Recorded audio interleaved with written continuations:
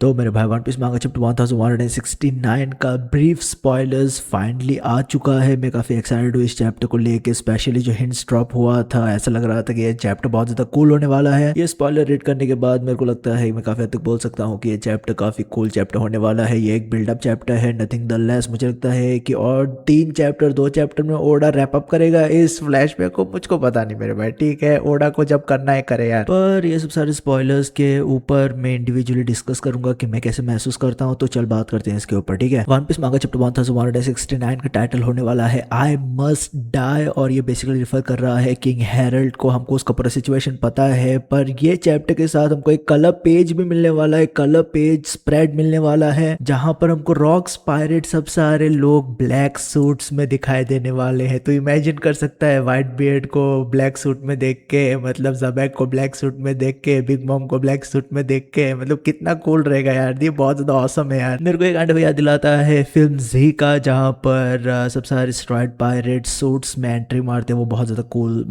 पूरा सीन था यार वहां पर। ये स्पॉइलर के पहले पार्ट में लिखा है Gaban says Gab told him Roger has a son, Shank says then that child is like his younger brother. मेरे भाई ये बहुत ज्यादा एपिक मोमेंट। मुझे लगता है कि हमको पता है कि शैंक्स ने विजिट किया था एल्बेफ को, हमको शैंक्स और गबान के बीच में कॉन्वर्सेशन दिखाई दे रहा था प्रीवियसली, तो वो भी एक काइंड ऑफ मिनी फ्लैशबैक था। तो वो पूरे सेगमेंट में मुझे लगता है कि यही सब सारी चीज़ें बात कर रहे थे। जब शैंक्स यहाँ पर आया था एल्बेफ में कुछ बताने के लिए किंग हेरल्ड को, तब मुझे लगता है कि हम लोग इसी के ऊपर फोकस कर रहे थे, या यही वो टाइमलाइन है। यहाँ पर इन सब सारी चीज़ों में शैंक्स और गबान के कॉन्वर्जेशन में गबान ने बोला है कि गाप ने बताया था उसको कि रॉजर का कोई बेटा है, और बाद में शैंक्स यहाँ पर बोलता है कि अगर रॉजर का कोई बेटा है तो वो बेसिकली मेरा यंगर ब्रदर रहेगा, छोटा भाई रहेगा। ये मतलब बहुत ज़्यादा क्रेजी बात है यार। हमने स्पेशली देखा है कि जिस तरीके से शैंक्स ने काइंड ऑफ इन्वॉल्वमेंट किया था अपना मरीन फोर्ड आर्क में। और हमको याद रखना चाहिए कि जब एस खुद एक यंगिन था, मतलब अप एंड कमिंग था, वो अपना नाम कमा रहा था स्पेड पायरेट के जरिए से, पूरा नाम बना रहा था अपना पूरे दुनिया में अपने पायरेट क्रू का। तब उस टाइम पे एस स्पेसिफिकली ढूंढते हुए आता है शैंक्स को वो ढूंढ रहा था क्योंकि वो थैंक यू बोलना चाहता था लूफी के लिए, जो कुछ भी शैंक्स ने किया है लूफी के लिए। तो तब हमने देखा था शैंक्स और एस के बीच में वो कॉन्वर्सेशन, वो बहुत ज्यादा एक्साइटिंग कॉन्वर्सेशन था। पर शैंक्स यहाँ पर बोल रहा है कि अगर रॉजर का कोई बेटा है तो वो मेरा छोटा भाई की तरह होगा। ये बहुत ज्यादा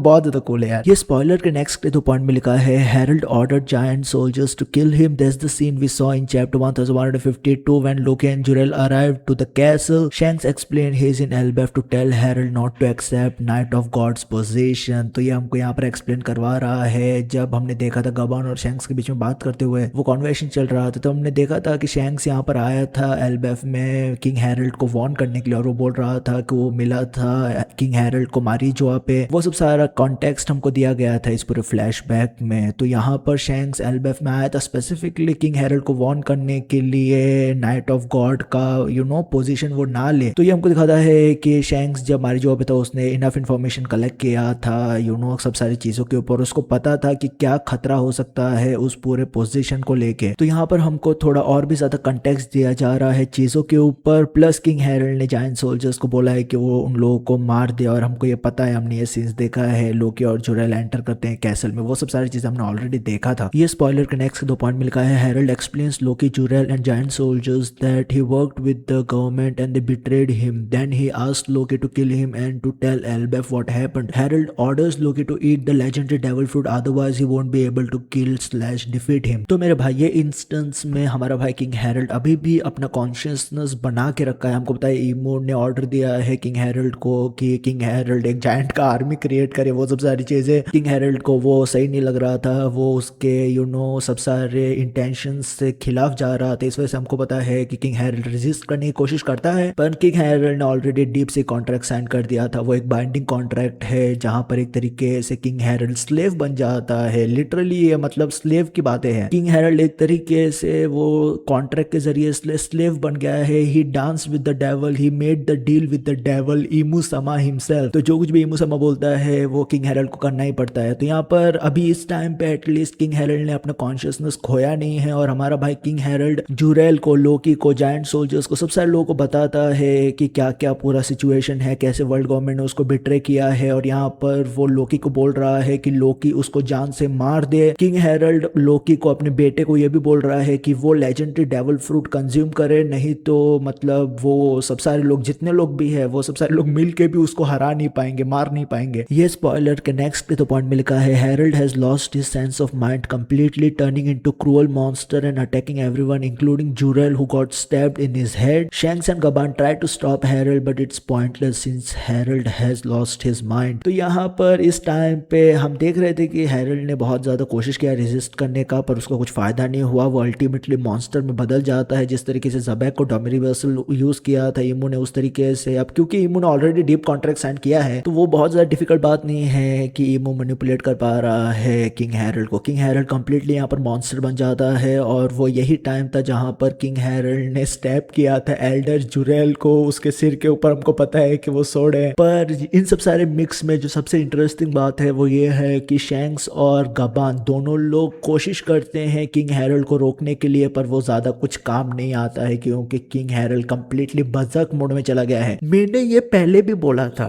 मैंने ये पहले भी बोला था king Harold is a monster, alright. मैं उसको ज़बैक के लेवल पे रखता हूँ, मुझे लगता है कि वो ज़बैक के लेवल के भी ऊपर है। मैं मजाक नहीं कर रहा हूँ। जब ज़बैक ने बोला था कि किंग हैरोल्ड के पास वो एबिलिटी है कि किंग हैरोल्ड डिस्ट्रॉय कर सकता है इस पूरे दुनिया को, मतलब ज़बैक वहां पर मजाक नहीं कर रहा था, वो सच बोल रहा था। ये बंदे के पास सच में कैपेसिटी है डिस्ट्रॉय करने के लिए वर्ल्ड को। King Harold is monster my guy, alright. वो जो कुछ भी उसने रास्ता चुना वो काफी अनफॉर्चुनेट है। मतलब मैंने उसके ऊपर डिस्कशन भी किया है प्रीवियस के रिव्यू वीडियो में। ये स्पॉइलर के लास्ट पॉइंट में लिखा है Loki goes to the treasure room to eat the legendary devil fruit when Loki enters in the treasure room Ragnar hammer attacks him. और कुछ इस तरीके से ये चैप्टर मतलब खत्म होने वाला है मेरे भाई। लोकी मतलब वो हमको बताया उसका आइकॉनिक जो हैमर है वो बेसिकली काइंड ऑफ जाता है ट्रेजर रूम में। वो यहाँ पर गया है डेविल फ्रूट को कंज्यूम करने के लिए, पर ट्रेजर रूम में एंटर करते ही ये हैमर काइंड ऑफ उसको अटैक करता है। अब मेरे भाई जब मेरे दिमाग में चीजें चल रहा था ये पूरे चीज को देख के, वो मेरे दिमाग में ये चीज है कि क्या ऐसा